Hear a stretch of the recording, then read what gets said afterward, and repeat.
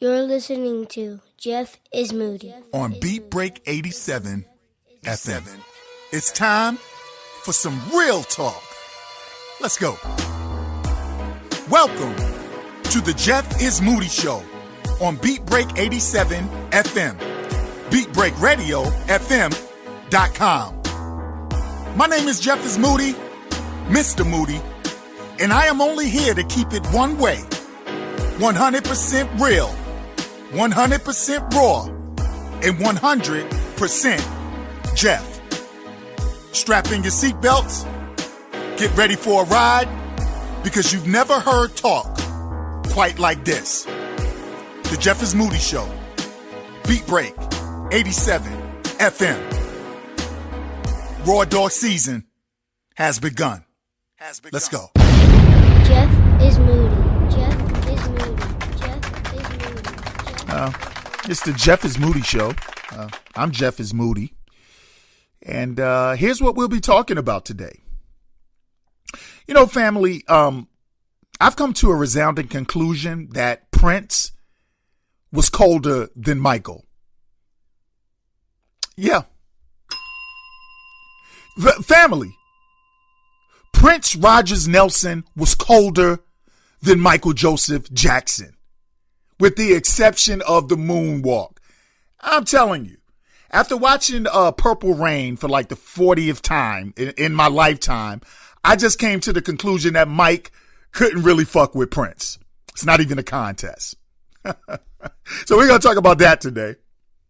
Also, have you all ever heard of this black dude, he's self-hating black woman hater, Tommy Sotomayor?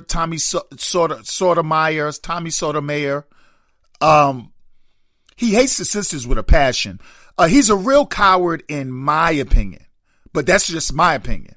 But anyway, there's a story out of Atlanta about a woman being allegedly raped in a club while everybody sat there and watched. And for some reason, he seems to think she is responsible for being sexually assaulted, although she was saying stop and no. So we want to talk about stop and no today. So we're going to talk about that. I'm also going to reach into my old Axe Moody bag today from back in the podcast, and I'm going to introduce you all to my Just Ask Jeff segment, because if you want some advice that'll either help you or ruin you, I am your guy. And so today for my questions, I'm only going to do two, because I have a new question about those kids from Kentucky, the Covington Catholic High School kids. And I'm going to give you my take on that. I was asked about my take on it. I'm going to give it to you. And by the way, the kids are not getting a pass from me. I see a lot of people defending the kids, but I'm going to say fuck those kids. But they're not the only ones to blame, in my opinion. We'll talk about that today. I'm also going to go into my old bag of questions for the Just Ask Jeff segment on the Jeff is Moody Show today. And I'm going to answer a question from a longtime podcast listener, Big Mike. Big Mike, salute, ring the bell. I love you kids. Thanks for sticking around all this time. Damn near 10 years. Thank you for sticking around, brother. So anyway, Big Mike asks a question that is always a hot topic, right? He wants to know, do you think it's silly for women not to want to tell you their age? Yeah, we'll talk about that. And he also asks how I feel about the 90-day sex rule. So, of course, that's one that we've all talked about a million times. And I'm going to answer that one today on the introduction of the Just Ask Jeff segment. There's more. We got some stuff to talk about today, y'all, including the Moody Motivation. Because before I get into the show too deep, I like to try to give an inspiring, motivated word. We got the Jeff is Moody Traffic Jam with music provided by the beautiful DJ Naturel. And if time permits, we might hit you all with another Blast from the Past podcast from my next door neighbor radio podcast. That podcast is on hiatus, but it is prepped to return. I know the family's tired of hearing that, but it's coming back. And so, during the Jeff is Moody Show on Beat Break, we like to hit you all with some archive shows so you guys can kind of see where I came from. So we're going to try to get that in today. And this one is going to be my music series called Super 7. You guys will love Super 7s because it's 7 select joints that I'm narrating over or after and before. So trust me, you're going to dig that. So family, that's what's on the menu for today. Let's get it popping. You're listening to the Jeff is Moody Show on Beat Break 87 FM. And of course, Verbal Raw Dog season has officially begun. Let's go. You're listening to Jeff is Moody. On Beat Break 87. You're listening to Jeff is Moody. Oh, yeah. Oh, yeah. Uh-huh. I see you. I see you over there. Thank you. Thank you. All my people over there and over there and over there at the job, in the office, on the road, in them streets, wherever you may be. Ladies and gentlemen, my kings and queens, welcome to the Jeff is Moody Show on Beat Break 87 FM, beatbreakradiofm.com. Please go to your app store and get the free Beat Break 87 FM mobile app so we can go where you go. My name is Jeff is Moody, also known as Mr. Moody, and I will be your pilot for this 4-hour flight. Kick back, relax if you can. If you cannot relax because you're at the job, I guarantee you that we're about to make these next 4 hours the best portion of your workday. I am here to get you through the grind. So special shout out to everyone, but you know what? The audience that always builds up the fastest because they spend so much time on the road. I want to send a special shout out to all my drivers. Everybody that drives for a living. All of y'all out there who listen to Jeff is Moody while you're on the road. Honk your horn for me. Honk your horn for me. Honk your horn for me, baby. I'm doing this for you, dogs. I'm doing this for you, queen. Doing this for you, king. So, as you folks heard in the pre-intro, we have a full show for you today. But there's something that I must explain to the fam before we get it on, because enough people are asking about it that I need to address it and I need to break it down for those that didn't know. So I have to remind the family how the weekly schedule of the show is going down. I've had a lot of fam ask why they're hearing the same show every day. So let's get that out of the way real quick, because as we progress with this show, I don't want to spend a lot of time explaining things. I want to get into the meat of everything. But it's a new show. We're only on episode 2. So there's things that you just have to explain to the family, okay? So because this needs to be done, let's understand something, fam. The Jeff is Moody Show comes out with a new episode every Monday on Beat Break 87 FM, beatbreakradiofm.com, and of course on the Beat Break 87 FM mobile app. That Monday show is then replayed daily from Tuesday through Friday, 2 to 6 p.m. Now, for now, the show runs with the clock daily.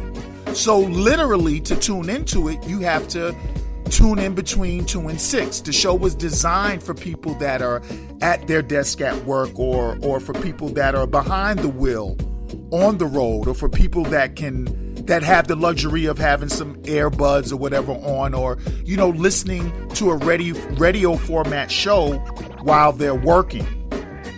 All right. So for now, folks, that's just what you have to do until we get more steady with making the show on demand, so you can just listen to it when you want. And that's something that you have to do until we get to the point where I am on 2 to 6 every day, but you're getting a brand new show every single day. And that time is coming. You know, right now, family, let's support the movement. You know, let's support the work ethic. Let's support the fact that Mr. Sean Garvey is putting together one hell of a lineup, you know, to keep us all entertained and to get you guys through 24 hours of the day. So, fam, that's what it is. There's a brand new show that comes out every Monday, and it is replayed Tuesday through Friday. Okay? Monday through Friday, the Jeff is Moody Show from 2 to 6 p.m. So until it gets on demand and all that stuff, you won't be able to fast forward it or rewind it. And because simply Sean just has a lot of shows to work on. He has a lot of shows to do post-production and uploading on. And so they don't hit on demand immediately. But you guys have to remember something. Let's not get too spoiled, right? Because if you listen to V103, if you listen to Hot 107, you listen to any one of the major terrestrial radio stations, you can't fast forward and rewind those either, right? So we're the same way. Okay, so that's why you guys are hearing the same show. We are in baby mode with the recreation and with the building of a complete monster here. Do not worry about it, fam. Trust me. In due time, we will be working into me doing 5 shows, 5 days a week from 2 to 6. We'll also be working on me taking live calls and everything of the sort. Not only me, but every personality from Beat Break Radio. All right? So remember, family, for now, we're launching for 2019 and we're doing what works effectively for us right now. And it does work because different people tune in at different times. So bear with us, family. You are witnessing the early stages of something great. You can hit me up at Mr. Moody's Hood on Instagram with any questions or comments about the show that you may have. That's MrMoodysHood, Mr. Moody's Hood. Or you can text your questions and your comments to 678-386-5331, and I will answer them on the following Monday's show. That's 678-386-5331. Family, text. Don't waste your time calling. You're not going to get anywhere. You'll get an automated message. That is a text number, all right? So family, y'all get situated and we'll be right back after this commercial break with that Moody Motivation. Right here on the Jeff is Moody Show on Beat Break 87, BeatBreakRadioFM.com. And thank you guys for asking, because you're asking because you care. I love y'all for that. We'll be right back with Moody Motivation. To Jeff is Moody Show. You're listening to Jeff is Moody. On Beat Break 87. You're listening to Jeff is Moody. Welcome back to the Jeff is Moody Show on Beat Break 87 FM, BeatBreakRadioFM.com. Please get that free mobile app, Beat Break 87 FM, from all of your mobile app stores. On social media, I am Mr. Moody's Hood on Instagram, and you can text me questions and or comments to 678-386-5331. Family, let's do this Moody Motivation for today. It's very important for me to try to motivate and inspire. Am I rough around the edges? Of course. Do I come off a bit profane? Well, I should, because I am. But I also try to be profound, and I'm very much concerned about you being inspired and you knowing that you are great, and I try to lend encouraging words.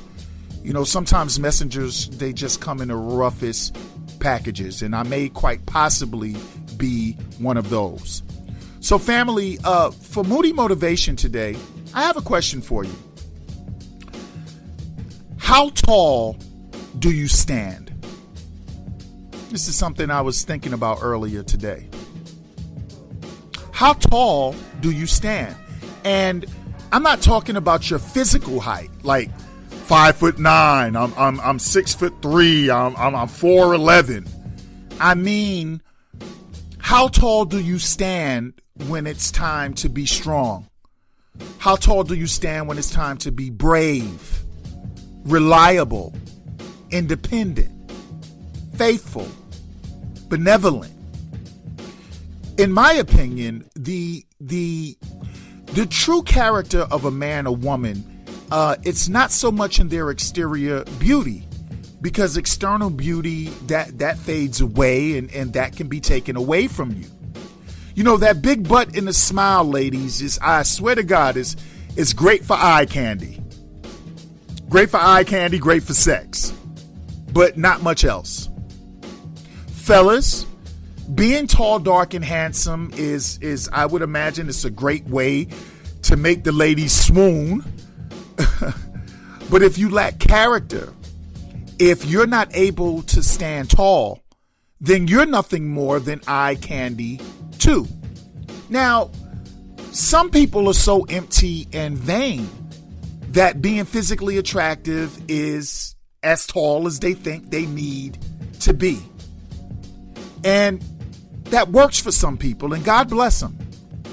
But for those of us that require substance, you know what we need? We need someone who stands taller than the physical heights can take you. If you don't believe me, just ask some of your more honest family and friends about the super hot person they dated or the super hot person they met. But that person, when it all came down to it, they lacked all substance. And ask that person, why aren't they with super hot? When you require substance, you're going to have to find someone who knows how to stand tall. Having a lot of money is much like having beauty in the sense of standing tall, because money can be wasted and money can be taken away. If your height depends on your dollar amount, then you're only as tall as your financial resources, right? Nod your head if you agree. Because how many people do you know that can only stand tall when they have full pockets, or the latest fashion, or the biggest house, or the flyest car? How many athletes and how many actors do we see on top of the world that they fall and they go bankrupt in the height that they were at? They all of a sudden, right in front of your eyes, they shrink. They seem not to be so large anymore, right?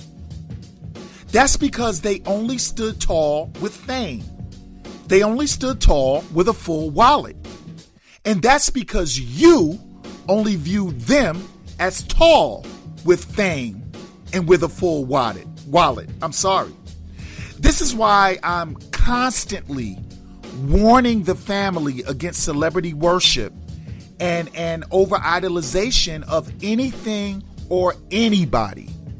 Family, how tall do you stand? How tall are you? How tall are you in times of financial crisis? Do you buckle and fold?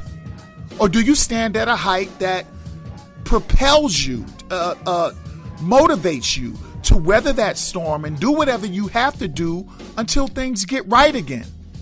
How many people have we seen commit suicide over money? And we thought they were so tall. Even with all the money in the world, are you tall enough to utilize your resources to help others? Do you do simple things from the heart? How do you stand tall with money? Because having money is not a bad thing. Being popular is not a bad thing. Being financially stable is not a bad thing. But do you feed the hungry? Do you help the helpless? Do you reinvest back into your community? Because that would be standing tall. That's what makes you a giant. That's what makes you great. Family, how tall are you?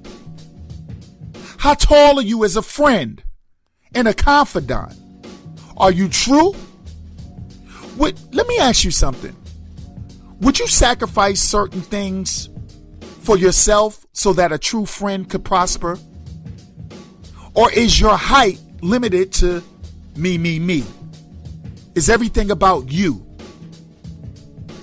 Let me ask you something else. Are you happy to see a real friend succeed and be happy, even when you're not?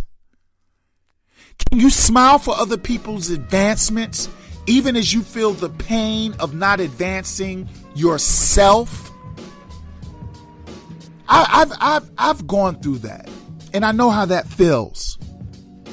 There's been times where I felt as if, and I've seen the evidence of me putting in more work than everybody.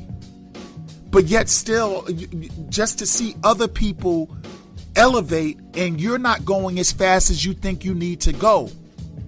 And something in my heart never felt envy about that. Something in my heart never felt hatred about that. I've always been happy to see good people go. Now, anytime that you're dealing with entertainment or anything else, you're dealing with snakes. But I'm not talking about that. I'm talking about, can you be happy for a friend? Can you stand tall for a friend? Can you be trusted, family, to know someone's innermost feelings and their flaws? And can you keep them to yourself, even if you and that person part ways? Or are you so short? Is your height so minimal that you get to blabbing and breaking all kind of man and woman codes when things go sour, when they go left, as they say? Y'all know what I'm talking about.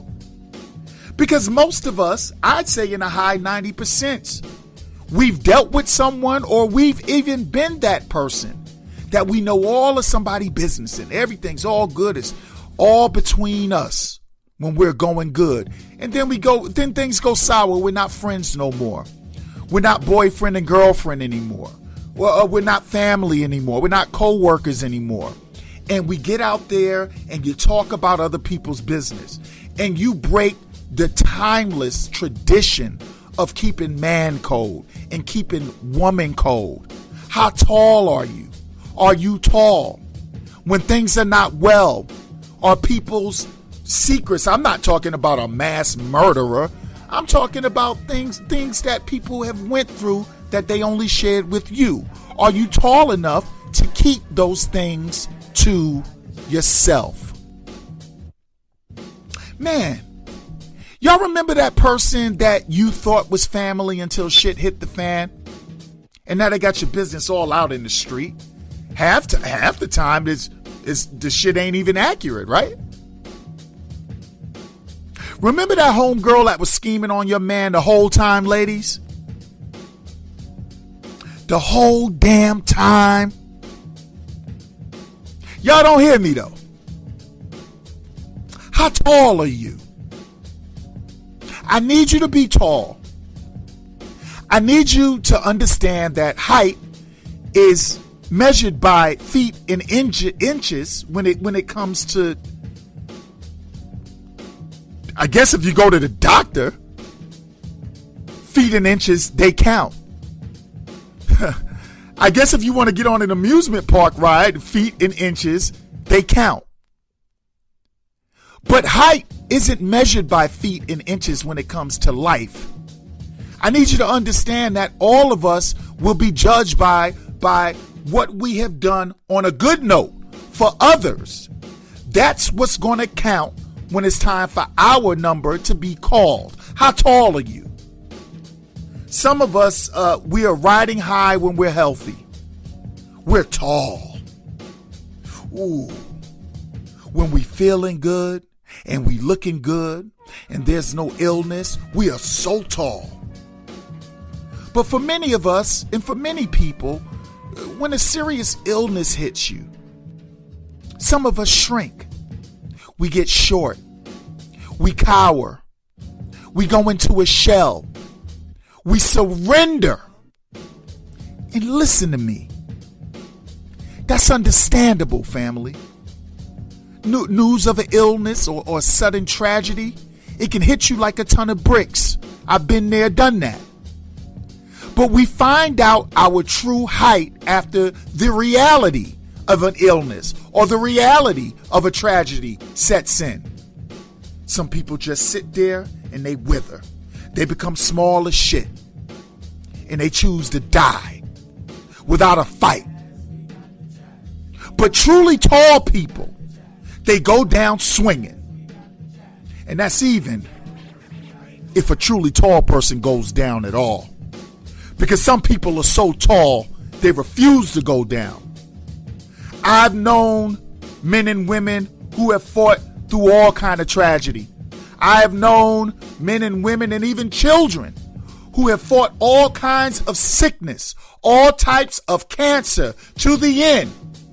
When you stand tall, you go down flailing, you go down swinging to the last breath. And I've known some on the flip side of that who have chosen not to be tall. They surrendered, they quit. And we thought they were so tall. You know, I've personally gone through some medical issues. I've been through some issues that a short person couldn't fight through. But the thing about me, I'm tall. Let me explain something to you. I'm a workout fanatic. I'm a health fanatic. I drink at least a gallon and a half of water a day. I love beer.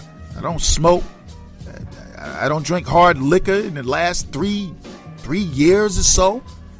I am a healthy person. But just a routine physical feeling of mine, me feeling like I had just a little sprain in my chest because I do so much athletics. And I went to a doctor and years went by, and finally I went to another doctor and we found out that this thing that we thought was a sprain in my chest was an aneurysm on my aorta. So at 46 years old, here I am, the perfect model of health. You could have never guessed there was anything wrong with me. Strong heart, blood pressure good, cholesterol outstanding.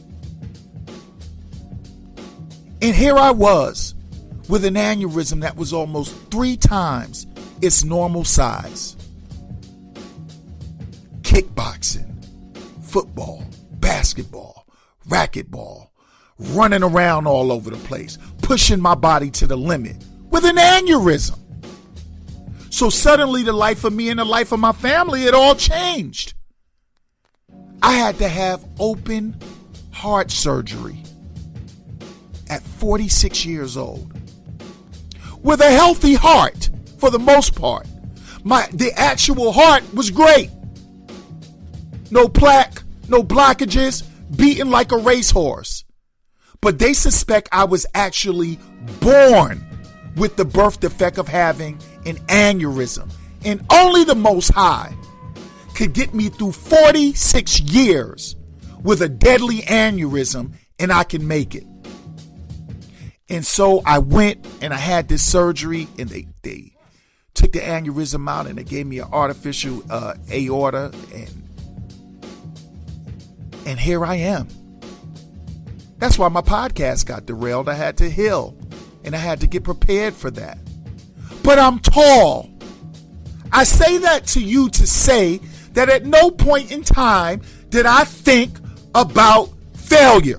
There's no point in time that I thought I wouldn't fight back. I said, shit, if I live through the surgery, I'm good money. And let me tell y'all something.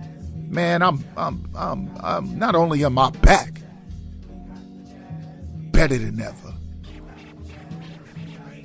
Stronger than ever. More driven than ever. Refusing to die. Refusing to surrender. As soon as the doctor said, Jeff, you can go, I was gone. If I could do it, you could do it. How tall are you, family? I need you to stand tall today. And I need you to look in the mirror. And I need you to look at that reflection that some of you hate so much. And I need you to say, I'm beautiful. I need you to say, I'm intelligent. I need you to say, I care. Not only for myself, but I care about others. I need you to say, I volunteer. I need you to say, I wish the best for others. Shit. There ain't nothing wrong with doing for yourself. Please don't take this motivation that way. It ain't nothing wrong with having pride in your looks. And there's nothing wrong with stacking your paper.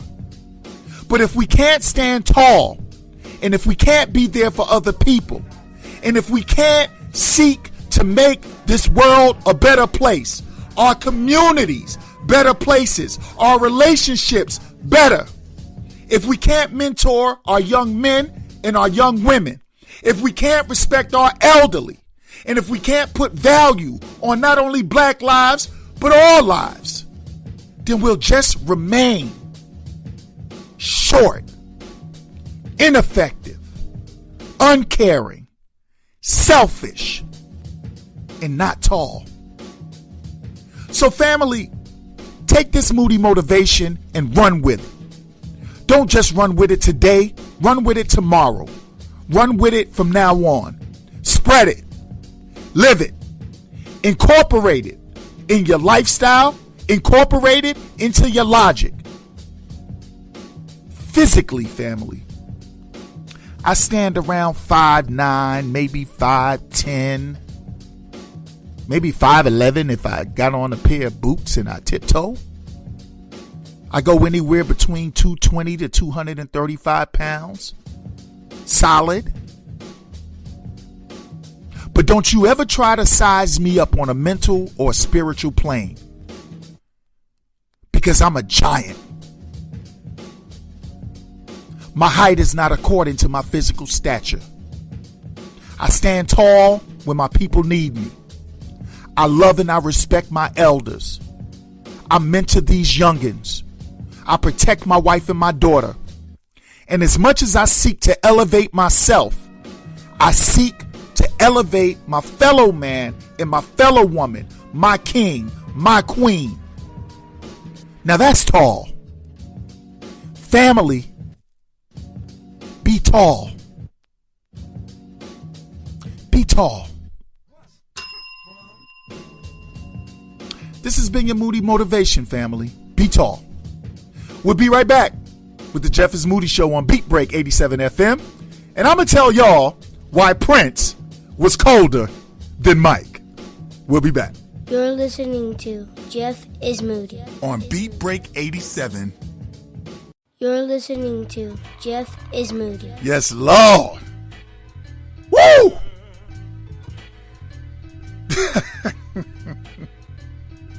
Yeah, I'm over here having all kind of difficulties, y'all. Don't pay me no mind, man. But listen, family, welcome back to the Jeff is Moody Show. I hope you guys, I got the hiccups, so that's the problem. Tell you what a true professional is. He can have the hiccups, but you won't hear me hiccuping. And now that I said that, the shits are getting worse. But anyway, welcome back to the Jeff is Moody Show, family. I hope you absorb that Moody motivation. It's pretty much unscripted and it's from the heart. I have a show on my podcast called Hood Love Mondays, and people just swore out that I was writing all that down. And what I would tell people is that, no, I actually don't write all that stuff down. What I do is I write a title or I write a thought, and I kind of leave it up to the Most High to take it from there. Sometimes there are certain words that I write down that I think are crucial, but for the most part, it's just you know, like I wrote down be tall, and then I think I wrote down how tall are you, and I swear to God, there's no more than 5 words that I had to write down to spark me to say what I want to say. For me, that's something that's God-given. So I hope you guys got that. I hope you guys absorbed it. I hope you guys spread that. I hope you guys live that. And trust me, you will be getting that every single week. With that being said, family, can I say something to y'all? I mean, you know, it's been 2 weeks, right? Our relationship, we got a 2-week relationship. You know what I'm saying? We all went out on a big ass beat break date last week, and apparently most of you came back for a second date. A few of you couldn't bear me and you got the fuck out of Dodge. I don't blame you.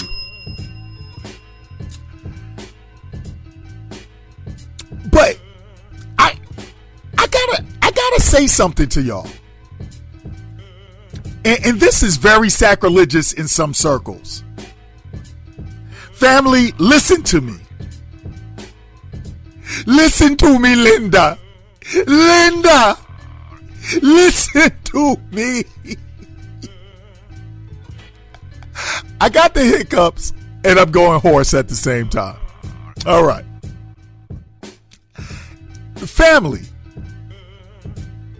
Prince, or the artist formerly known as Prince, was way colder than Michael Jackson. Ring the bell. I don't give a damn. Yeah. I said it. Prince Rogers Nelson was colder than Michael Joseph Jackson, goddammit.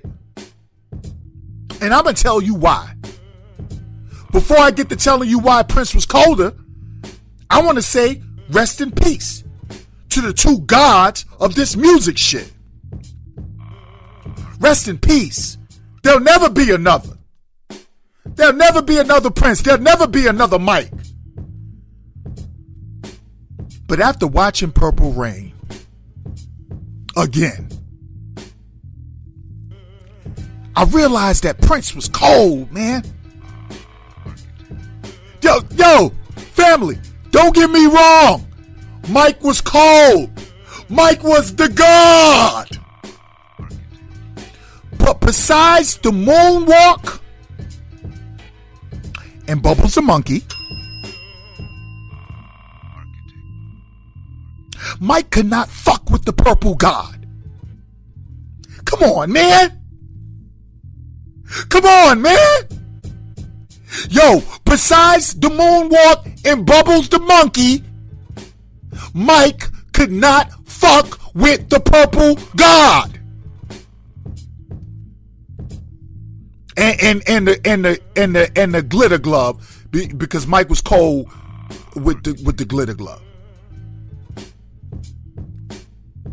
I would say the afro, the black, when Mike was all black and he had the afro, but Prince had an afro too. See, y'all forget that shit. I know some of y'all mad. Listen, man. Ain't nobody forcing you to listen to Mr. Jeff's Moody Show on Beat Break 87 FM.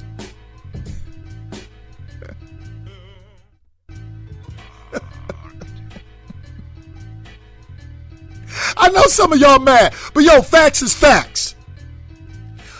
Michael Jackson is an icon. Let's not get it twisted. Let's understand. Let's be clear.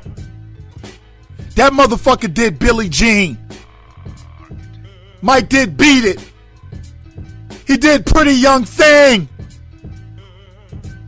Shit, man. Yo, listen to me. Michael Jackson was so ill. Michael Jackson was so dope. He is the only artist in the history of all of music to sing a fucking ballad to a rat named Ben. I'm not saying Mike wasn't cold. The motherfucker sung a ballad to a rat. Who does that? Yo, it's not even a fact that he sung to the rat. But we liked it. Yo, Mike sung to a gerbil, son. Mike sung to a hamster. And we loved it. That's how cold Mike was.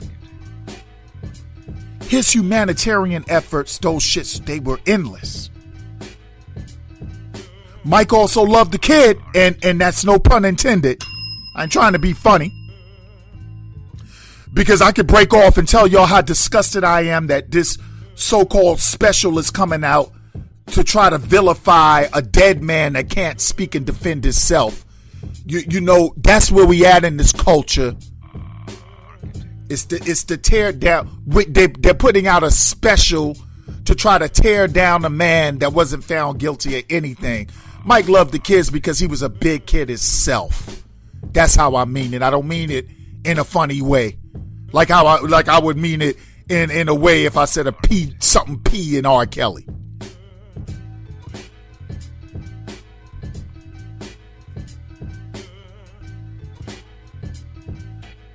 Shame on y'all. Yeah, I hate this modern industry. I do. But I'm gonna save that. Because I don't want to sour the mood. I'm gonna save my vitriol for this industry for when the Michael Jackson special comes out. I probably won't watch it, but I'll get enough information on it to speak on it, right? But back to Mike, before y'all think I'm trying to shit on him. Motherfucker sung to a rat, son. Who's your favorite artist? Huh? Huh, bitches? Huh, bitches? Who's your favorite artist? What, how many millions have they sold? Oh, they've been around the world. Oh, they make the ladies swoon, or they make the fellas swoon. Oh, they got a voice like harmony, like the heavens from up above. But have they sung a ballad to a rat and made you like it? No! Only Mike could do that shit. So Mike was cold. Can I ask y'all a question though? Mike versus Prince. How many instruments did Michael play? And I want y'all to keep in mind, you don't have to play an instrument to be the greatest of all time. But I'm just talking about Michael versus Prince here, fam. Now, it is actually, for those of you that thought Michael didn't touch an instrument, the legend is that Michael actually slightly played on keys and guitar and I think drums on. Y'all remember the album he had, History? I think they said Michael did some guidance play on shit like that. I could be wrong, but I'm almost sure. But Mike ain't read or write music. Mike couldn't read music. Mike couldn't write music. Let's keep it 100. Now, it doesn't mean he wasn't great. It just means that Mike couldn't fuck with Prince. Because guess what, folks? When I go to the studio, I play keys too. I play the drums. I can strum a guitar. I can hum a tune. I can beat on a desk. I do a lot of co-production and can't play nary a fucking instrument past a key or two. It don't mean you're not great, but we talk about Michael versus Prince. Now let me ask y'all another question. How many instruments did Prince play? Well, it's said, and it's pretty much proven, that Prince played at least 27 instruments, and certainly more. Did y'all hear what I said? I don't think Prince went to a music school, family. I don't think he had no classical training, if I'm not mistaken. This motherfucker played 27 instruments. What the hell, man? Nah, fam, I'm sorry. I love Mike like you love Mike. He couldn't fuck with Prince, though. Prince was colder. Give a shit. 27 instruments? Yo, all my musicians out there, hit me up. Mr. Moody's Hood on Instagram. 678-386-5331. Text me and let me know how many instruments you play. I bet it ain't 27. I bet it ain't 27.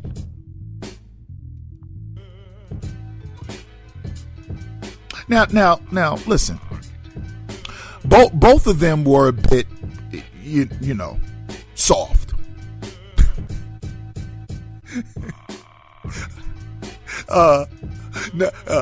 Not overtly manly. You know what I'm saying? You know what I mean? You know, they were both in touch with their sensitive sides. And you know, an alpha toxic male like myself, Us alpha toxic males, we couldn't understand that shit at first. But both the motherfuckers was so cold, we stopped caring. We didn't give a fuck that Michael spoke in soprano at all times. We didn't give a fuck about some of that weird shit Prince wore. Nobody gave a fuck, man. But let me ask you a question, though. They was both in touch with they sensitive side. But who was the player? Ring the bell. Who was the pimp between Mike and Prince? Who was the play? All y'all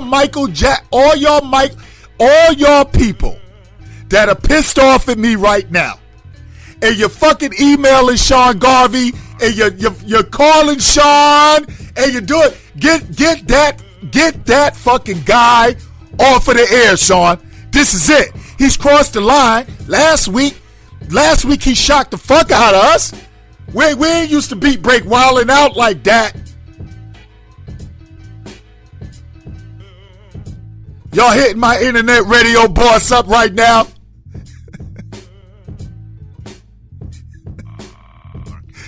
Y'all about to boycott me and my toxic masculinity.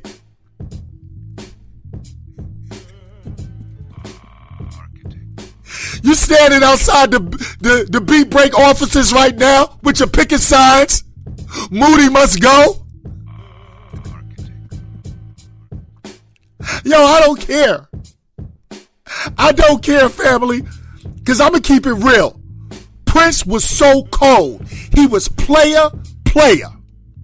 Don't play with me, fam. Don't do me like that. Look, man, come on, family. Family, listen to me. My man Mike, you know what I'm saying? He was with Lisa Marie Presley. Okay? Lisa Marie Presley was alright. She was alright. You know what I'm saying? You know what I mean? You know what I mean? You know what I mean? Like if you like if you was walking by and you saw Lisa Marie, you'd be like, oh, she alright. He was with Debbie Rowe, his baby mama. You know what I'm saying? No doubt. And you know, when it come to video, Mike was attached to that fine ass chick from the Thriller video, y'all. Y'all know who I'm talking about, right? Wait, let me put this up on my phone. What is her name? Yo, fam, help me out here. What is the name of the fine Nubian queen from Thriller? Hold on, let me look at it on my phone while I'm thinking about that. Hold on, fam. Yeah, I gotta look it up on my phone. Moody must go. Moody must go. I don't give a fuck. Prince was colder than Mike, B. Ola Ray.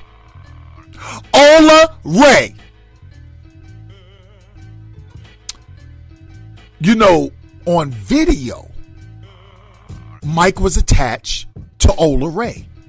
So it was a good look for Mike. It was a good look for Mike. It was a great look for Mike. But that shit wasn't real though, man. Mike, we see you. Good looks on Ola Ray, son. We see you. But that was just a video. But what about Prince, though? What about Prince, though? Who did Prince bond with, huh? Let's just say reportedly, cause I don't want to get sued for saluting the Purple General. Cause Beat Break is going places. Jeff is Moody is going places. I don't want to get out in these streets and get sued for saluting the Purple General. Yeah, I called him the Purple General. Let's run this shit down reportedly. Yo, we ain't even gonna go down the whole list. I'ma just say the names that shut all this shit down. Motherfucker, Sheila E., Vanity, Carmen Electra and her bum ass. And I'm calling Carmen Electra a bum. First of all, I don't like fake body parts. But second of all, I'm calling Carmen Electra a bum because when Prince couldn't blow her ass up, she tried to shit on the Purple General, saying that he was whacking the sack. Shame on you, Carmen Electra. Just because your album was trash. Yo, if Prince can't make you hot, you just not hot. But yet still, these women, Sheila E., Vanity, Carmen Electra, and goddamn Apollonia. Ring the bell for Apollonia. Jesus Christ. It's a no contest, man. Prince was iller than Mike. Yo, Lisa Marie Presley and motherfucking Debbie Rowe versus Vanity, Sheila E. and Apollonia and Carmen Electra? Are you wildin'? Prince was colder than Mike.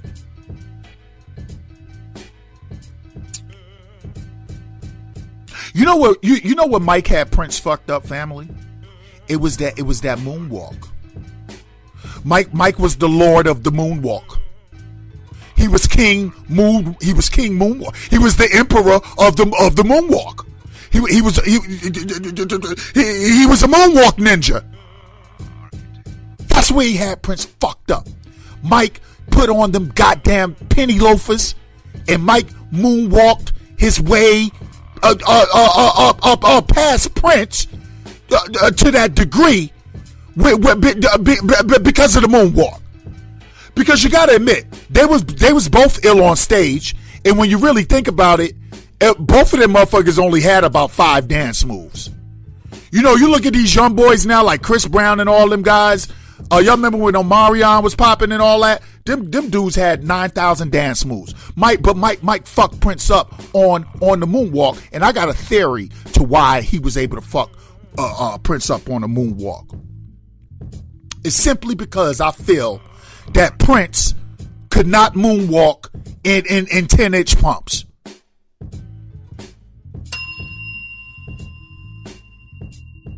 Man, you can't do the moonwalk in 10-inch pumps, son. Well, you know what, though? Maybe Prince could. Because y'all remember Prince did all kind of jumping up and down and splits and shit. He did all that with 10-inch pumps on. Yo, Prince was a player.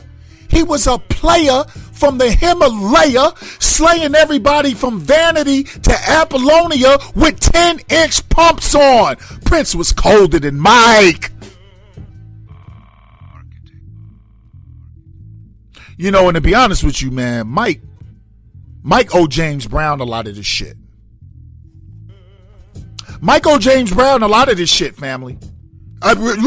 Yo, James Brown is really the originator of everything that Prince and Michael did, but James ain't in this conversation. Because, by the way, James is more player than both of these dudes. He started that sequence shit. Probably where Prince got that from. Prince was colder than Mike. My last point in Mike versus Prince is that, Mike ain't never do no gangster shit. Mike was safe.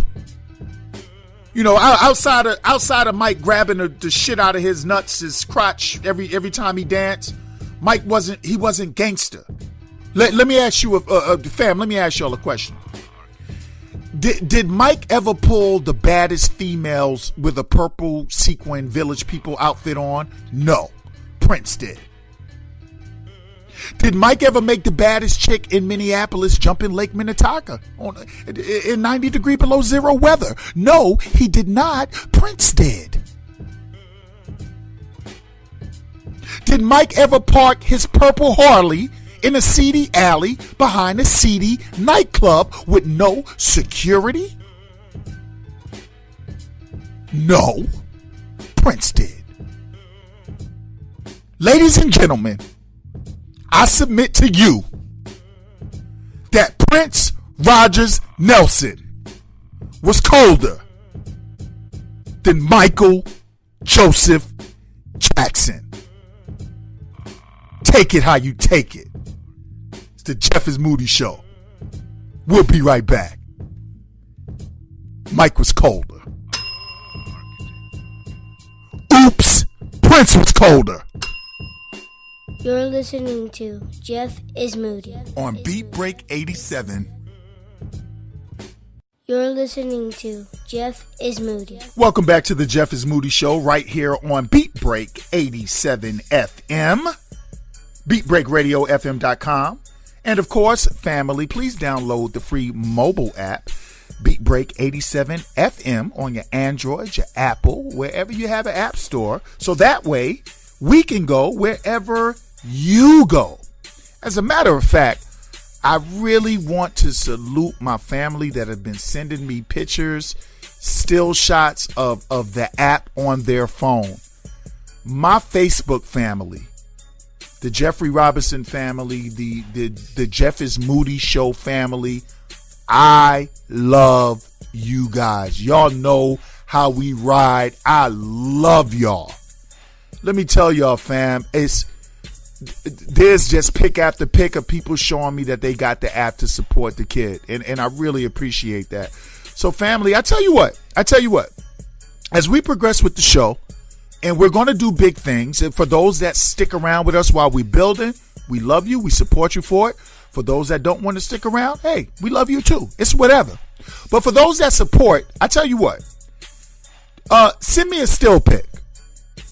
Send me a still pic. And when I get around to making paraphernalia for the show, t-shirts, pins, cups, all that shit, I'm going to make it my business to send you something.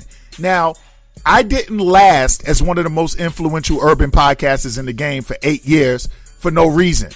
I'm a man of my word. I'm a sincere guy. Remember, for that Moody Motivation, I was talking to y'all about standing tall. And I'll stand tall on that. On Instagram, Mr. Moody's Hood, send me a still pic that says you got it. I am going to save those, family. I promise you, I'm going to save those. And when the show progresses, I'm going to be sending some of you guys a gift. Okay? Mr. Moody's Hood on Instagram. You can text me the pic at 678-386-5331. Or you can just join my Jeff is Moody Show group on Facebook.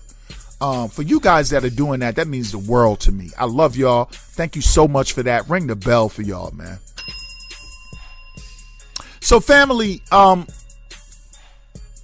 y'all heard about this? It's very disturbing to me, but the story out of Atlanta about a young lady who was allegedly raped on a crowded dance floor in an Atlanta club while everybody supposedly watched. It bugged the shit out of me. But there are some weird angles to this story. And we're going to get into this, okay? So on January 19th, a young woman who I am not going to name, and I have always been a proponent of naming the accuser as well as the accused, because, I really do. There is really a portion of me that feels like men are at a disadvantage when they get accused of rape, because they are now public. And especially in these times where just like right now, if I was a major talk personality, if a woman just said I did something to her, I'm publicly dragged. Probably lose my job. Everything would be all fucked up, and she could be lying. I've always thought that it's just a price you have to pay. If something happened to you, you just got to get out there and put your name out there with the accused. But I'm not going to say her name because I don't want to publicize something that may not be true, but I have to speak on this because there's such a resistance against black women in particular by their own men, just with everything, not just with this.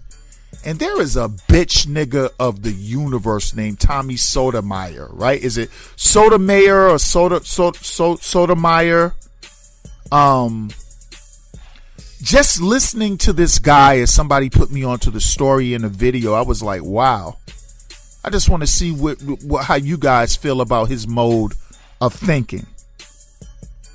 So,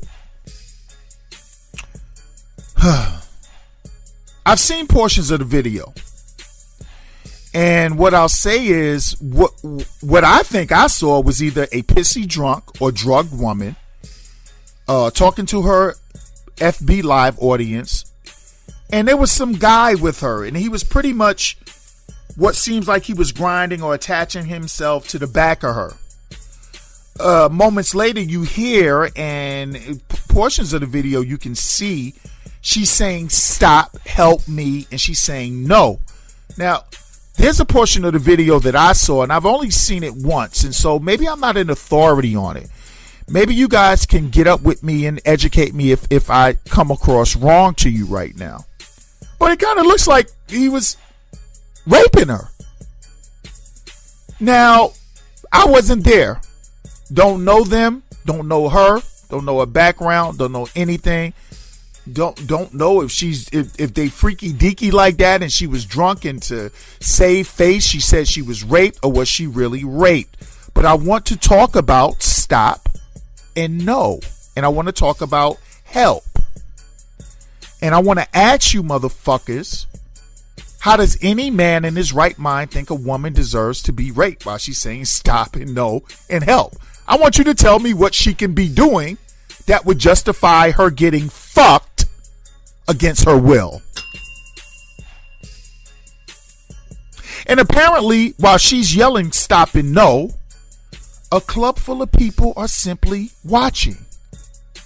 And some are recording what could have been a rape. So I'm pretty sure that you internet savvy people have heard of the self-hating, black woman hating Sambo, Tommy Sukasaki, sodomizer.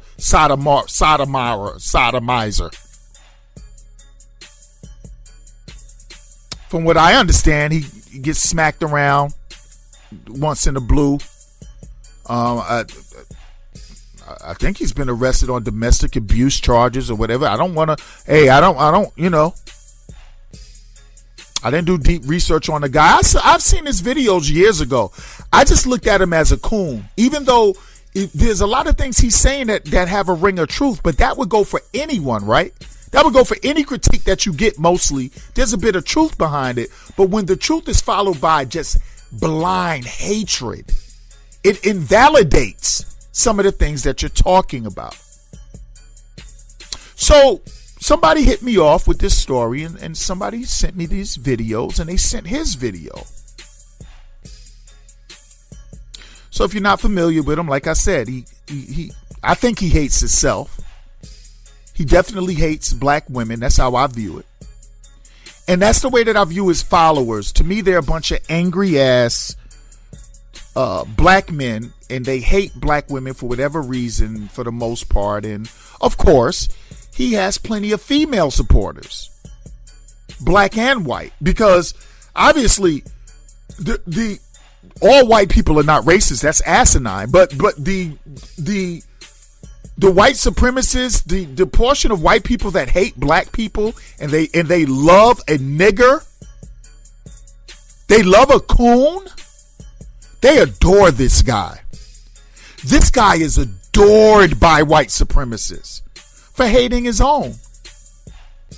And to me, even the black women that support him are basically, I'm not shocked by that, because they're basically the diamond and silks of the internet. That's right. Don't be shocked that a black man that literally hates his own women could have such a large contingent of black women or diamond and silks behind him. So I'm going to get into this bitch nigga and what he said about women being seemingly raped. It's their fault for getting raped. But let's get back to the story. So as I said, the woman in the opera club, it is said that she was celebrating her birthday or whatever. She was going FB Live from the opera when she was suddenly assaulted.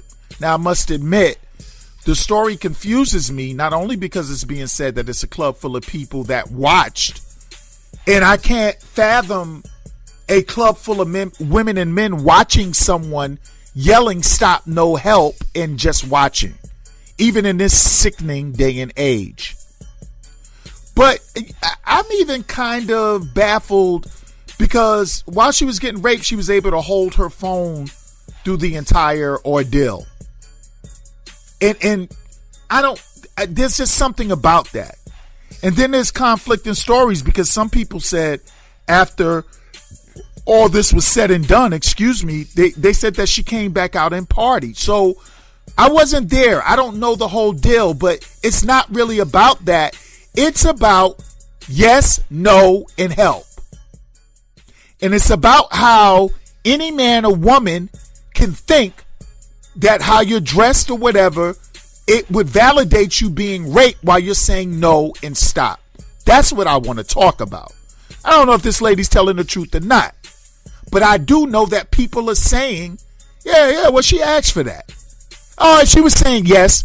She was saying no, she was saying help, but she put herself in that position. That troubles me. That troubles me. This is what I know from watching the video. I clearly heard this woman say no and stop. That's the part I heard. Now y'all have to understand, I'm not a club guy. I hate clubs. I never go out unless it's business.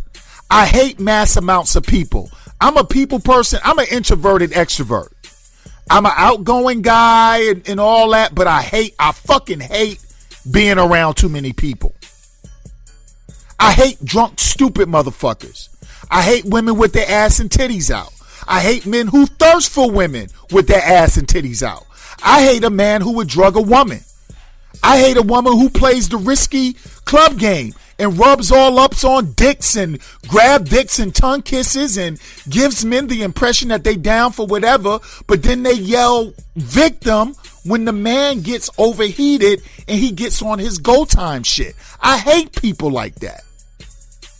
With all that being said, I know what fucking no means. No matter how fucked up a woman may be, no matter how much of a dick teaser she may be, no matter how full of shit she may be, all she got to do is tell Jeff, stop. All she got to do is tell Jeff, no. I'm done. My life more valuable than thinking a red light is a green light, motherfucker. I know my colors. I know what it means from a sober woman, and I know what it means from a drunk woman. It means no. I know what it means from a hood rat, and I know what it means from a classy woman. It means fucking no. That's what the fuck it means. I hate clubs. I hate the VIP section. I hate people who wait in line to get into a sweat box. I hate watered down $15 drinks. I hate nasty ass club bathrooms. I hate the guy selling mints and holding paper towels for me when I come out the stall. The fuck are you hanging in the bathroom for, nigga? I know how to take a piss and wash my hands and get the fuck out of here. I hate $20 parking for clubs. I hate DJs who play trap music all night. I hate motherfuckers who come to the club to fight. I hate drunk, rat ass, hamster gerbils who come to the club to fight. I hate club nightlife. With that being said, I still know that no means no. I know that for a fact. In my personal mind, no means no. That's what I know. So that brings me to the coon, Tommy Mayatola, Tommy Miyagi, Tommy Sodomore, Tommy Sodomizer. The black woman hater, the self-hater, the black man who's beloved by white supremacists, bloggers, and podcasts across the globe. They love him. The man who ironically actually looks like the coon dolls that they sell in the Deep South. Have y'all traveled the country as much as I have? Have y'all been around? Boy, you can go to some places in Alabama and Tennessee and Mississippi, man. Some gas stations and shit. And they selling like Confederate shit.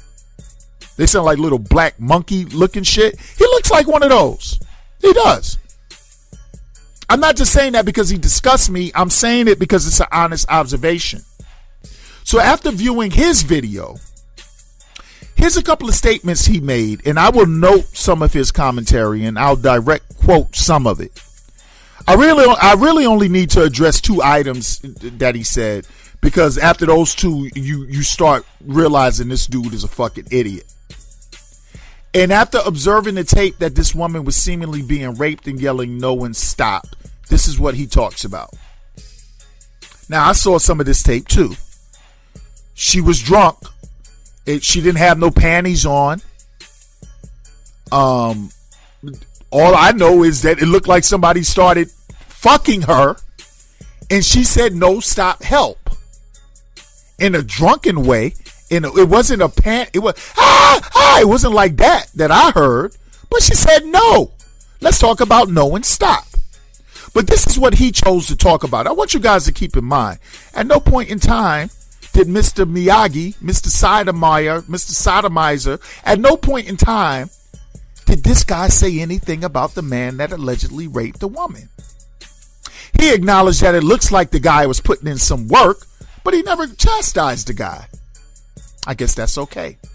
I guess rape is okay. So he talks about her married single status on social media. How she kept switching it as if that has anything to do with her being raped, if she was raped. He ridicules her hanging out for her birthday as if that should have anything to do with her getting raped. And he says, and I quote, she wanted to bring in the new year, I guess, hanging out with friends in Atlanta and doing what mothers who have children would normally do. Sarcasm. Go to clubs, get drunk, and dance around with strange men while having no underwear on. End quote. Well, Tommy Coon, that's not very classy of her. But please tell me if you're stating that justifies rape. There's more. He also goes on to ridicule the alleged victim as being retarded. And to me, he seemingly implied that her coming onto social media and talking about her alleged assault, that was completely bogus. He also asks in defense of the man, I'm not making this up, in trying to rationalize the man's behavior, it seems like he said, wouldn't a guy take her phone if he was going to rape her? Like, hey, folks, this is rape 101. You know, if I'm going to rape you, wouldn't I take your phone?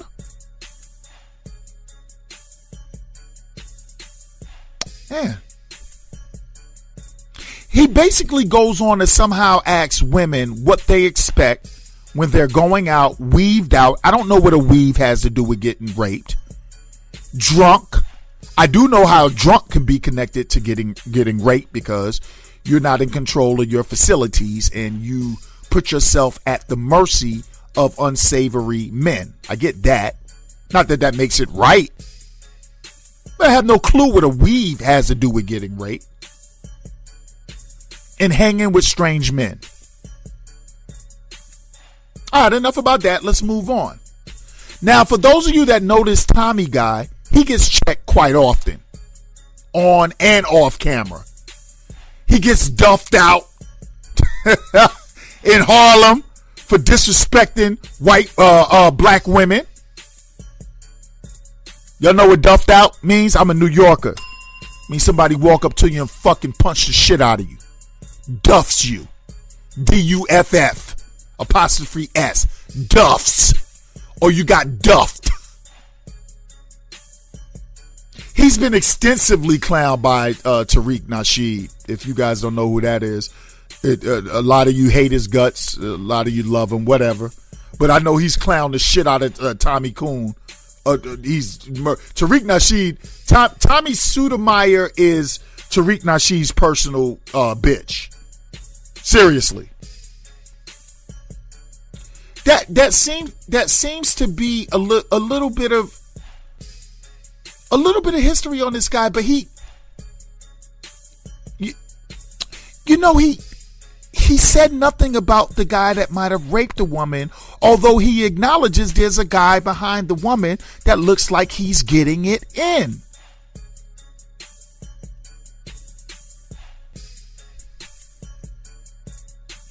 As I stated earlier, Tommy he's adored by white supremacists, males and females. They love him. I wouldn't be surprised to see Tommy Sotomayor, Sodomizer. I wouldn't be surprised to see this motherfucker land a gig at Fox News at some point in time. By the way, he wears MAGA hats. He's a Make America Great Again black. So, that says it all, doesn't it? And let's be clear, as with anyone, like I said earlier, he speaks some truth when he speaks on black women and men. He does. But he's also no different than a Fox News because he selectively looks for the worst portion of black women to represent them all, and then he speaks on all of them in general. Now, in all fairness, I haven't listened to this dude in a long while until this situation here.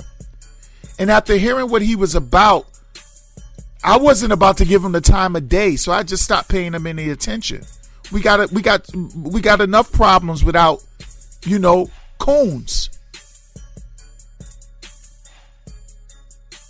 So let me say this. If he's changed, grown, or become more even killed in his critique of the sisters, and I mean that it's not that black women and men should go without being critiqued. If he's become more even killed and I missed that, then I apologize to him. And if I'm calling him out of his name or if I'm doing something wrong, I don't mind apologizing. I don't mind saying I'm sorry. It doesn't affect me to be wrong. But based on his commentary from this situation, he's probably still a fuck boy. Ring the bell. Yo, the one thing I didn't hear him do the whole time, and maybe I missed it, is chastise the actual dude that allegedly raped a woman. Because in his mind, it was her fault for not wearing underwear. It was her fault for being pissy drunk. It was her fault for being a mother who parties. But he never gets at the alleged rapist. But I guess that's okay. But then he's not done. Then he goes on to ask this question. He asks, why do we allow women to go to the club and get pissy drunk, and then men are supposed to keep their hands to themselves? Let me repeat that question. Maybe y'all didn't hear it. He asks, why do we allow women to go to the club and get pissy drunk, and then men are supposed to keep their hands to themselves? And maybe some of you agree with that. But what the fuck does that mean, Tommy Coon? He then asks, and now I'm paraphrasing here, why is a man expected to show restraint while a woman does what she wants?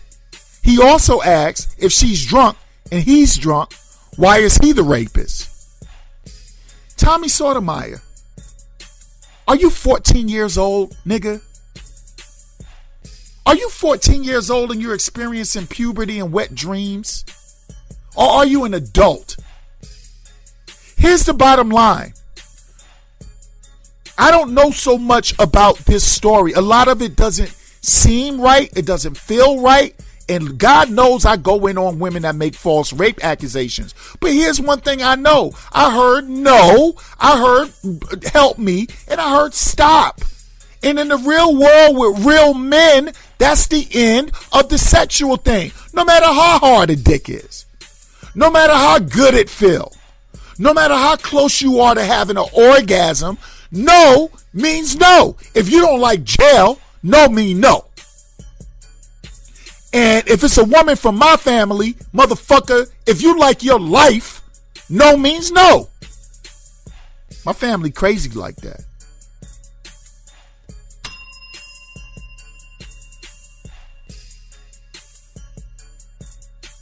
At the end of the day, as fucked up as a chick may be, this is the double standard portion of women that they get away with me.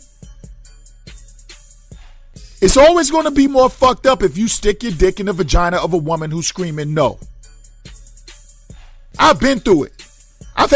When I was a bachelor, I had women come over my house and we into it, and for some reason she's like, oh, I don't want to, we're not a couple and I can't do it. I just don't, you got to stop it. I'm like, God damn, I'm on stroke 8,567. Stop. No, that's it. Had to pull up out of that, son. Hey, look, I'll beat off. I don't know what y'all think the Jeff is Moody show is, but it ain't about no bullshit. I'd rather spank off and not go to jail and not have people, family looking to kill me and not be a fucking rapist. When somebody say no, it just mean no. It does. See, this is where women can get away with it. When they say no, you got to take your penis out of the vagina. When they say no, don't touch them. When they say no, get away from them. Whether it's right or wrong, No matter how fucked up she is, no matter how scandalous she is, when they say no, it just means no. I heard her saying no. I heard her saying stop. I don't know what else we need.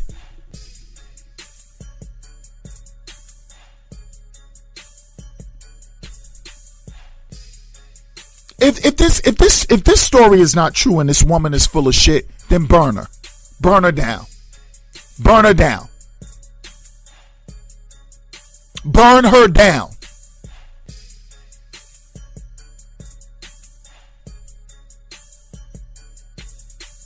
With no exceptions. Seriously. But I'm not going to sit here and justify rape because a woman got a weave and don't got no panties on. It's fuck.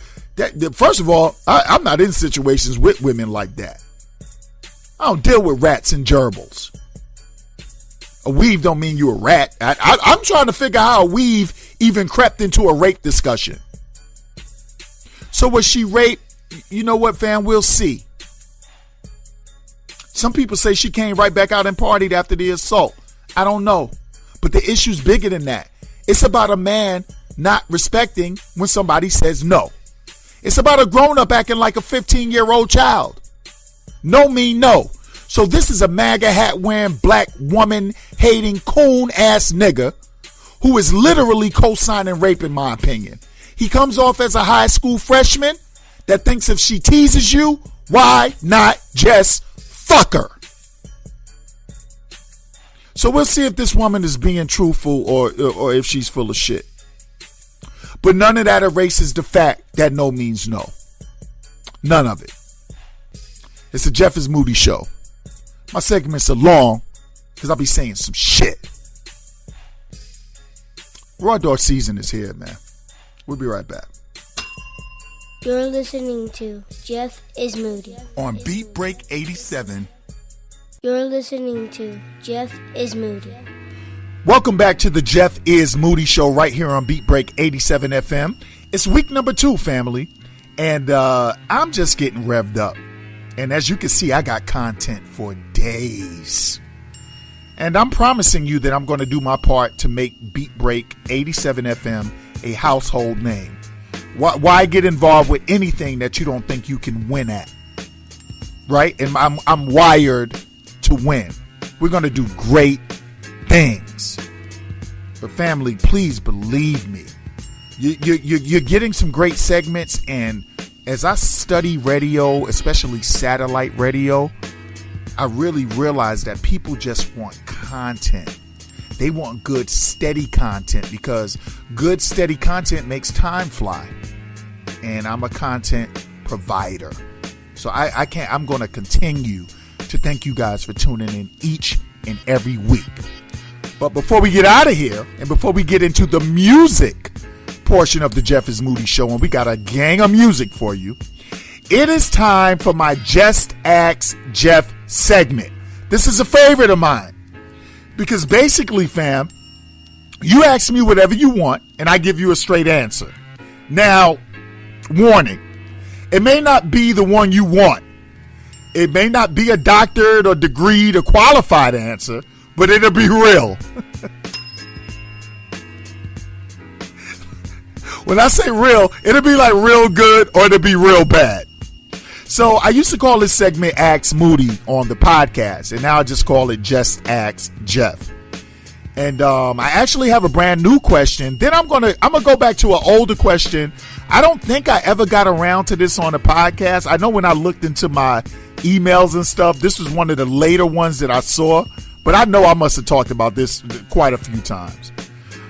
Family, if you want to get in on the fun and you want to ask questions that I answer on the show, hit my Instagram at Mr. Moody's Hood or just text me your question at 678-386-5331 and I will answer your question on the following Monday. Now, family, after we do this Just Ask Jeff, we'll be taking a quick break and we'll be coming back with a throwback music show from my next door neighbor radio show called Super Sevens. Then we're going to all hop into the whip on the way home with the beautiful DJ Naturel for the Jeff is Moody Traffic Jam, produced by DJ Naturel. So let's do these questions before we get to some good music, y'all. So I was asked by my fellow gym rat queen, Valerie. She's beautiful, she's in shape, and she's smart as a whip. And she loved talking almost as much as me. So you can expect to hear her on the show sometimes. But she asked how I felt about the kids from the Covington Catholic High School in Kentucky. And by now, all of you are aware of the incidents between the students, Black Israelites, and in particular, one young douchebag named Nicholas Sandman and a Native American retired war veteran senior citizen named Nathan Phillips. They had like a little stare down, and it's kind of funny how this kid is being protected. And I don't, he's being protected by a lot of people, black and white. So if you saw or heard any of the footage, you'll be able to form your own opinion. But here's mine. I'm going to tell you something about these kids, from what I saw and from what I heard. Man, fuck those kids. Fuck them. Disrespectful, entitled, antagonistic brats who came out to antagonize with their MAGA hats on.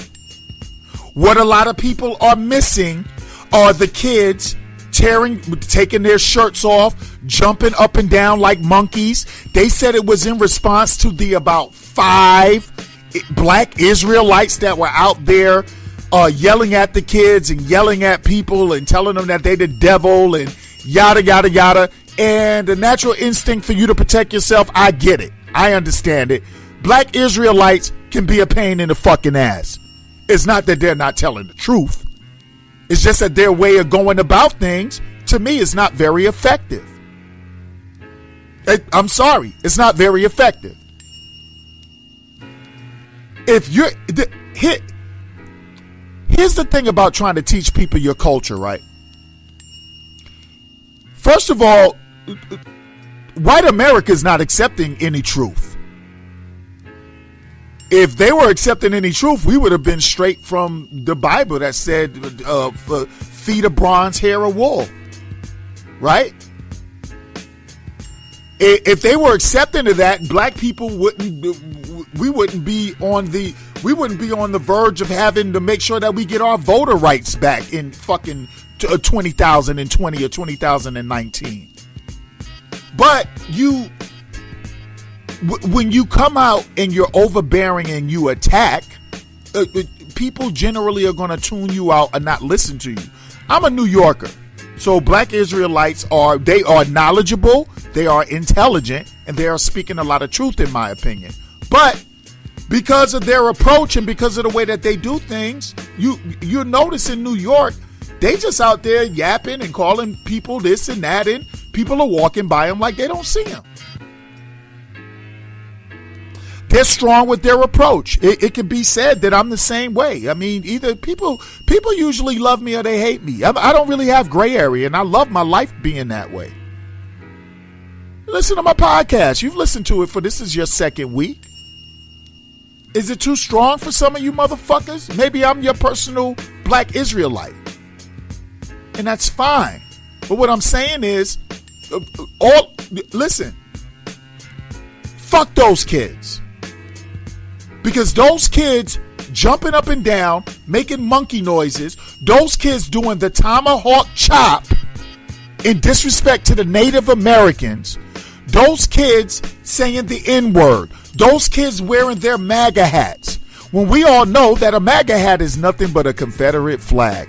That ain't nothing but the new Klan mask. That ain't nothing but the new Confederate flag. That's what Donald Trump was thinking when he made it. That's what the white nationalists have ran with. That's what the neo-Nazis ran. That's why you see all the hate mongers wearing those hats. So fuck those kids. They don't get a pass. Even if they felt threatened, it's God knows how many of you're protected by the police. kind of funny how people are real brave when the police are around. And it wasn't a bunch of black Israelites out there. Don't let them lie to y'all. You let 5 or 6 black Israelites set you off like that. I'm going to tell y'all that it's not just the kids, though. I'm going to tell y'all it's not just the kids. Those kids were with their chaperones. So what I want to ask everyone, where the fuck were the chaperones? Where are the adults in this matter? When the black Israelites, if they were indeed yelling at the kids and the kids were doing what they did in response, which is saying nigger, making monkey noises, and doing the tomahawk chop for the Native American, I want to know what chaperone sat there and what chaperone didn't say on the bus. Move back. Put your shirts back on. Calm the fuck down. We got this under control. Show some respect. Show some restraint. Where were the chaperones at? I blame the chaperones as well as the kids. Fuck those kids. Fuck the black Israelites in this instance. And fuck their chaperones. And fuck the parents. Because you came out with that MAGA hat. You came out of a MAGA household. Guarantee you. That's called white privilege. The fact that, see, they said that the kids were standing their ground, and they said that the Native American came in there beating a drum and chanting in the kids' faces. God knows if you guys don't know anything about Native Americans, because if the kids were going at it with the black Israelites, and the Native American guy came to try to squall that. He came to try to bring peace to that, and he probably came singing a native song and that said peace or something. And so they decided to do racial tomahawk chopping and things that are degrading to Native Americans. But you motherfuckers want to give these spoiled, privileged brats a fucking pass. They're jumping up and down saying nigger with their MAGA hats on because they know that they're protected by the police. You lock them in a room with some black Israelites, they'll be motherfucking lunch meat. And so the kid that stares down the Native American, his elder, the kid that didn't have enough sense to say, this is my elder, and no matter what, I see what he's doing, let me get out of his face, let me back up. For him and his chaperones, fuck them. They came there to antagonize. And their chaperones were with them. And they're out of MAGA households with MAGA parents. By the way, the orange president of the United States wants to invite the kids to the White House. Lord knows he can't get anybody else at the White House. Lord knows he can't get any other champions except for those fucking idiots that went and ate hamburgers.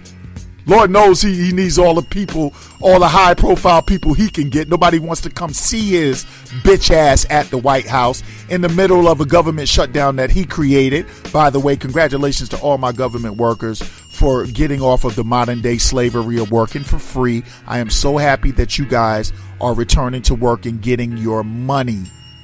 But in 3 weeks, your orange president is going to try to stifle you again because he doesn't give a fuck about you.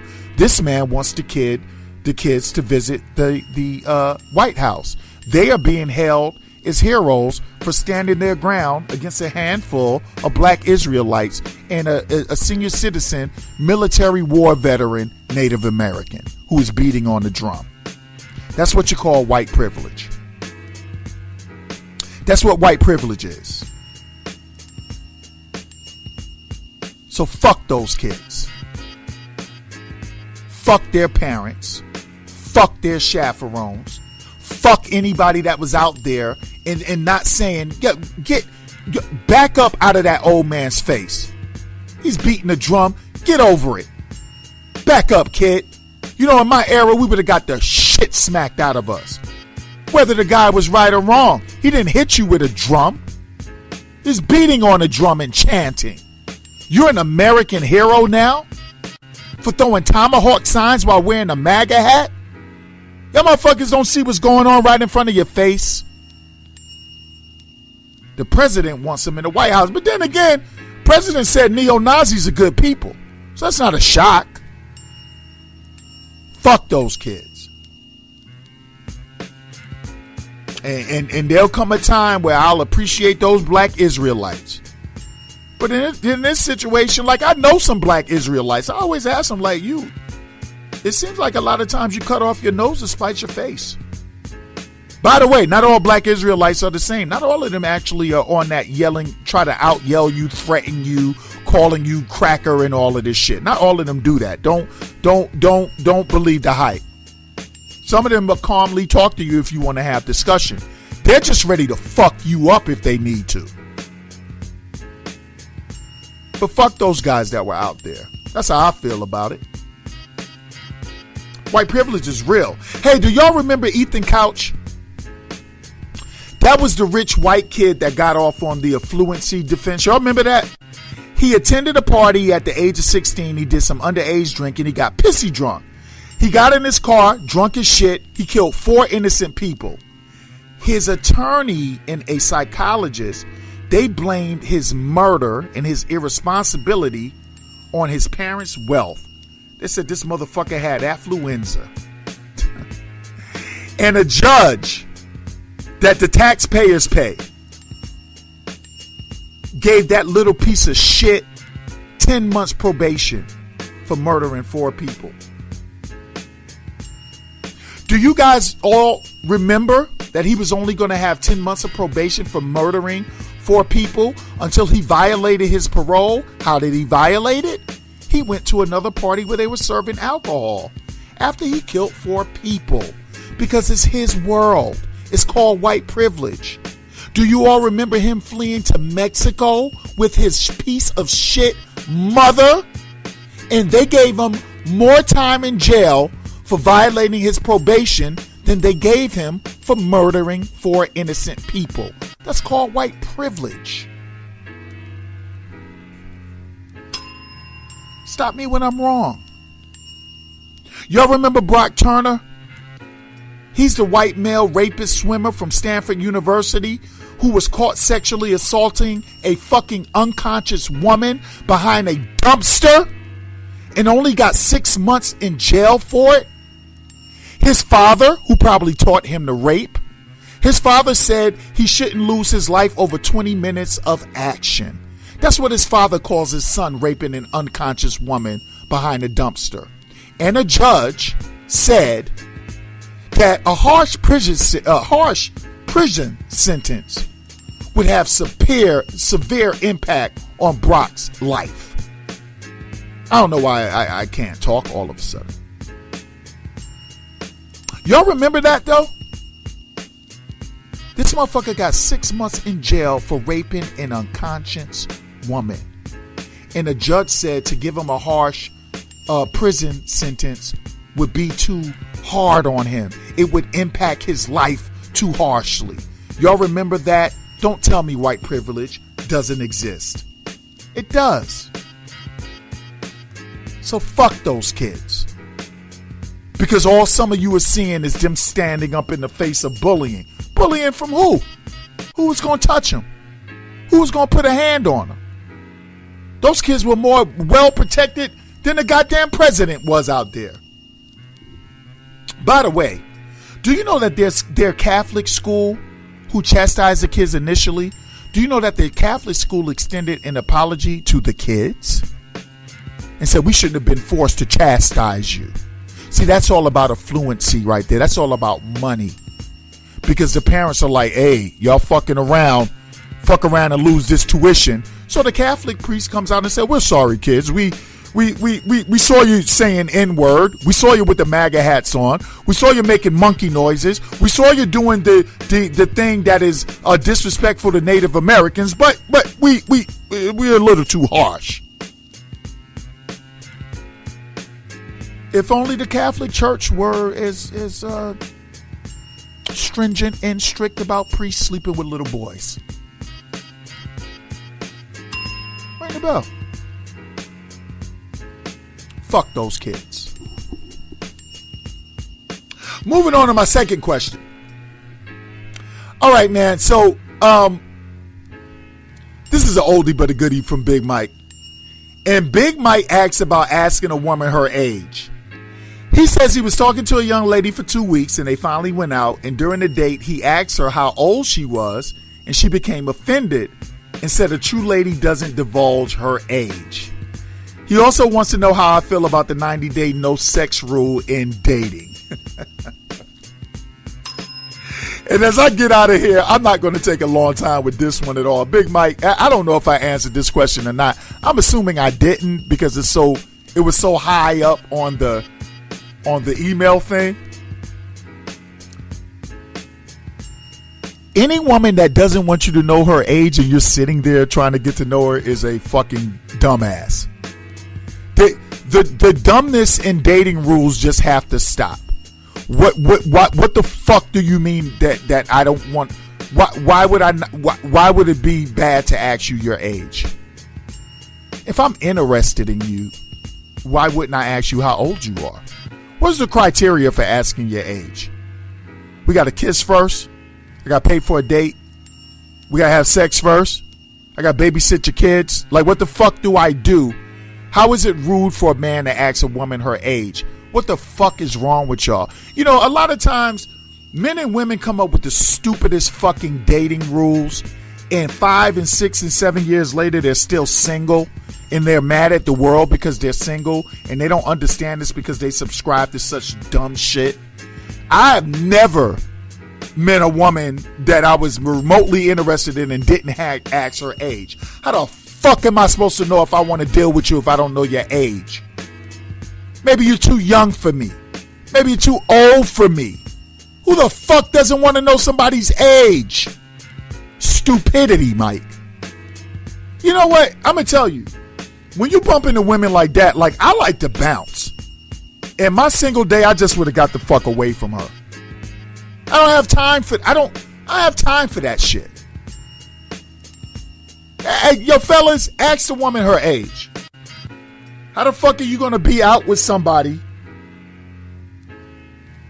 How the fuck are you going to be out with somebody and you don't know how old the person you are?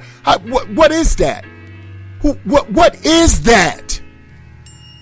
And nowadays, women that are in their 40s and 50s and 60s look so fucking young and beautiful. Why wouldn't you want somebody to know your age? That's why I don't understand why y'all get surgery and all that trying to maintain your youth. You ain't maintaining your youth once you got fake shit. Yo motherfuckers just play too many games for me. Big Mike, I think it's retarded. I think it's dumb. Real men do ask women about her age. And it's not impolite to ask you how old you are.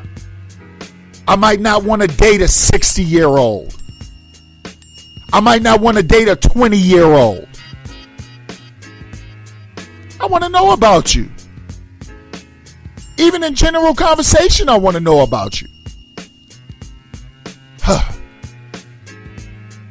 As far as the 90-day sex rule, I'm going to do a show on that. So I'm not going to spend a lot of time on that. It's fucking more stupidity. You're not going to have successful relationships with dumb rules. Ladies, here's a hint before I get out of here and we take this break and come back with some great music for y'all. The majority of guys that play the 90-day sex game with you, you know why they go through 90 days so easily? Because they fucking somebody.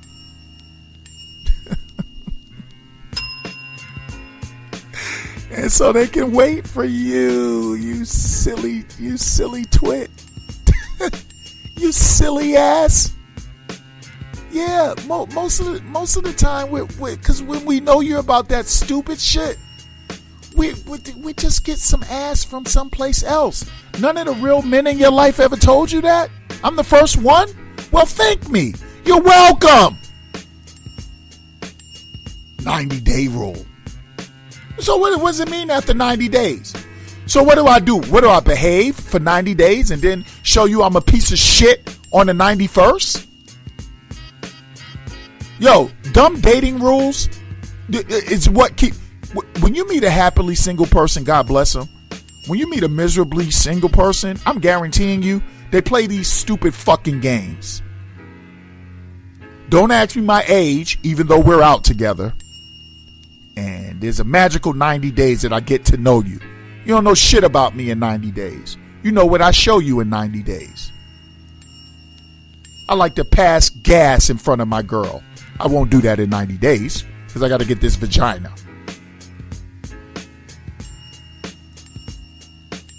I snore. I'm going to try not to snore. I got to get this vagina. I spend too much money. I drink too much. I smoke too. You know, it's always something that people will withhold from you. You'll be on your best fucking behavior until you get what you want. God forbid you get what you want and it ain't worth it. What about that? Anyway, family, I hope I answered your question. I might have fucked up a lot of dates. I want to say that I am not liable for fucking your shit up. If you ask me a question, I am definitely going to ask it to you. Don't ask me my age in a 90-day rule. I'm gonna do a whole show on dumb dating rules, though. So we'll revisit that. All right. So, okay, family, that was the talk portion of the Jeff is Moody Show. I want to thank you all for tuning in today. I want to thank you all for spreading the word. I want to thank all of my fam who downloaded that free Beat Break 87 FM app for me, especially my fam that downloaded it and posted it online and sent me pics of it. I love y'all. I think we're going into a break, and then we're coming back with all good music. First, it's a classic replay of Super 7s from my Next Door Neighbor radio podcast. Then it's the Jeff is Moody Traffic Jam, produced by the beautiful DJ Naturel. Follow DJ Naturel on Instagram at DJ Naturel with an E. Naturel. Also, look out for Naturel as she joins me in the near future to claim her throne as the co-host of the Jeff is Moody Show. Kings, queens, salute. Sean Garvey, we got another one. You're listening to Jeff is Moody On Beat Break 87, welcome to NDN Radio's Super 7s. Next Door Neighbor Radio. Super 7s is something I thought of one day while I was just vibing out. We wanted to give people 7 classic joints that fit a particular theme. Mostly classics, mostly old school, but you can never tell. You never know what era we're coming from, whether it be 60s, 70s, 80s, 90s, whatever. You don't know what we're going to do with Super 7s, but you know it's going to be something good. We wanted you to be able to get through your commute, your lunch break, or whatever you're doing with some good, classic music. Welcome to Super 7s on Next Door Neighbor Radio. NDN Radio. Enjoy. Woo! Woo! Woo! Welcome back, family. Welcome back to another blazing edition of NDN Radio's Super 7s with the Cubicle Killers. Mr. Moody and Big Fee. Yes, sir. What up, Fizo? Man, what's up with you, man? Dude, we are so murdering this Super 7. I know, man. My mans. Yo, the first joint, sex, POV from a man's point of view. No, that ain't. The second joint, we did the high top fade, Dookie rope chain, 80s joint, Fee. We had people doing the running man. Had people tearing up sheetrock. We had, yo, Fee. I told you I was going to pay for the fucking sheetrock, man. Nigga, you 43 years old and trying to motherfucking spin on your back and neck and shit. I was feeling it. I had a fucking flashback. What do you want? Nigga, look, my shit still fucked up, man. I'm going to, Fee, I'm going to pay for the fucking sheetrock, man. All right, I got you. We'll see. Next Super 7, I'm going to pay for this shit. Nigga, next Super 7? I'm not even, I don't Nigga, that's a week away. I don't want to get sidetracked, Fee. I'm sorry for trying to kick in your shit. I got it next week, man. All right. Can we do this? Okay. All right, man. Yo, the Cubicle Killers, man. Yo, you are not safe when you're listening to this goddamn show, man. So, listen. Fee, I wanted to switch it up this week, man. What you got? We killed him with the music. We got that. But do you remember back in the day when we was growing up watching television, and do you remember all of the hot fucking theme songs for these shows, man? Oh, yeah. We had some crazy shit. Like, I don't even want to tell them what theme songs we gonna play, but I think we should do the 7 hottest theme songs. 7 hottest theme songs. Okay. I think we should. I can get with that. Let's do that shit, man. So, yo, sit back, relax, man. If you're drinking something, if you can drink something, then drink it. If you at work, like we always say, don't think you safe just because you at work, playboy. Yo, Indian Radio, Super 7s, Cubicle Killers is in the building. Yo, Fee, man, let's hit these niggas with that theme shit, man. Gotcha. Here we go. Cubicle Killers, Super 7. Good time. Anytime you need a payment. Good time. Anytime you need a friend. Good time. Anytime you're out from under. Not getting hassled, not getting hustled. Keeping your head above water. Making a way when you can. Temporary layoffs. Good time. Easy credit rip-offs. Good time. Scratching and surviving. Good time. Hanging in a jar. Good time. Ain't we lucky we got 'em? Good time.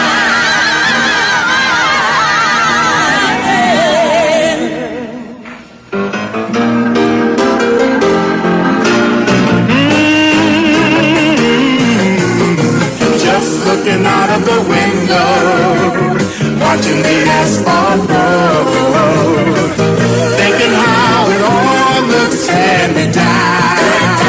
Yeah. Good time. Keeping your head above water. Making a way when you can. Temporary layoffs. Good time. Easy Good Times is recorded on tape before a live audience. Ain't we lucky we got 'em? Good time.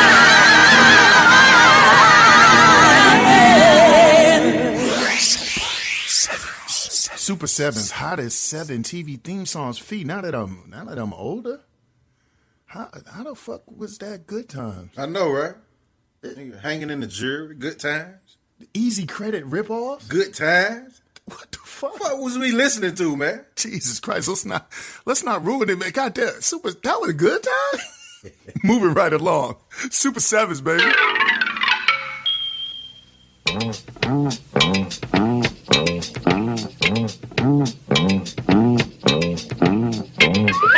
Hey, hey, hey, it's Fun Albert, and I'm gonna sing a song for you.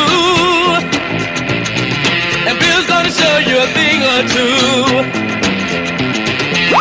You'll have some fun now with me and all the gang, learning from each other while we do our thing. Gonna have a good time. Hey, hey. This is Bill Cosby coming at you with music and fun. And if you're not careful, you may learn something before it's done. Hey, hey, hey. Gonna have a good time. Gonna have a good time. Gonna have a good time. Super 7.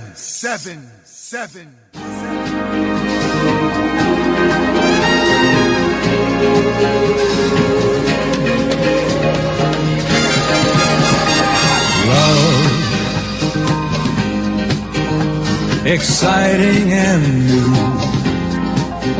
Come aboard. We're expecting you and love. Life's sweetest reward. Let it flow. It floats back to you. Love boat. Soon we'll be making another run. The love boat promises something for everyone. Set a course for adventure, your mind on a new romance.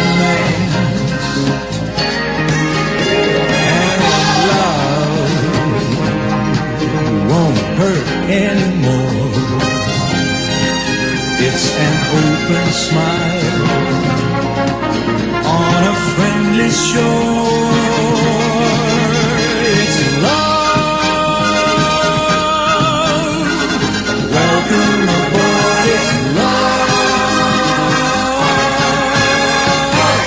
Yo, why my man Isaac was the only black man on the boat?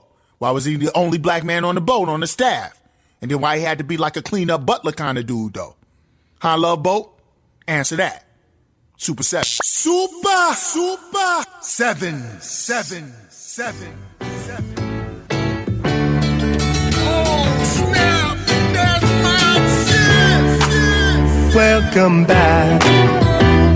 Your dreams were your ticket out. Welcome back to that same old place that you laughed about. Well, the names have all changed since you hung around, but those dreams have remained and they've turned around.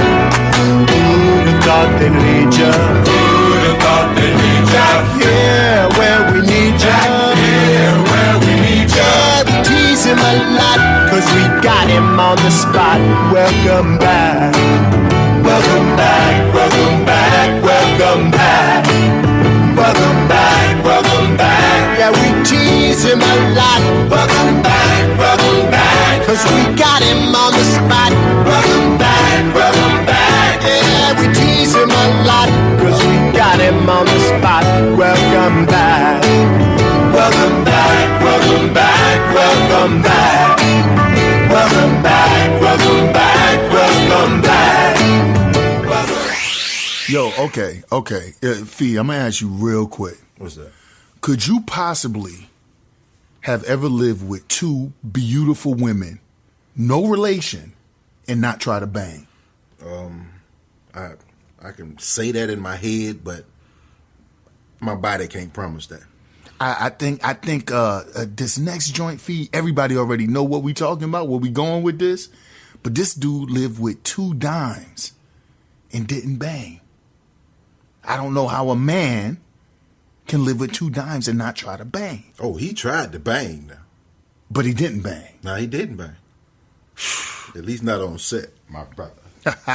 I'd bang. Oh, I can't believe these niggas is playing.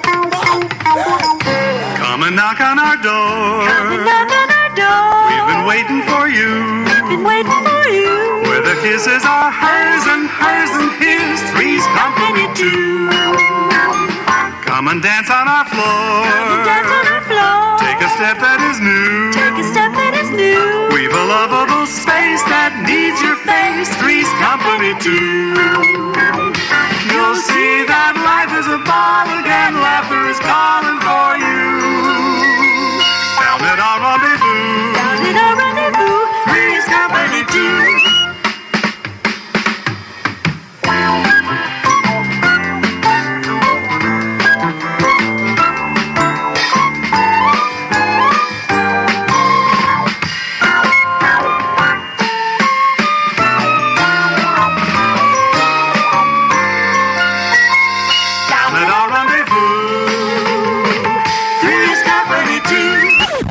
Cubicle Killers. This is Steve Urkel for Family Matters, and I was wondering why my theme song is not on the Super 7s today. I'm gonna talk to Cousin Ed about this, you fucking assholes. Super 7. 7.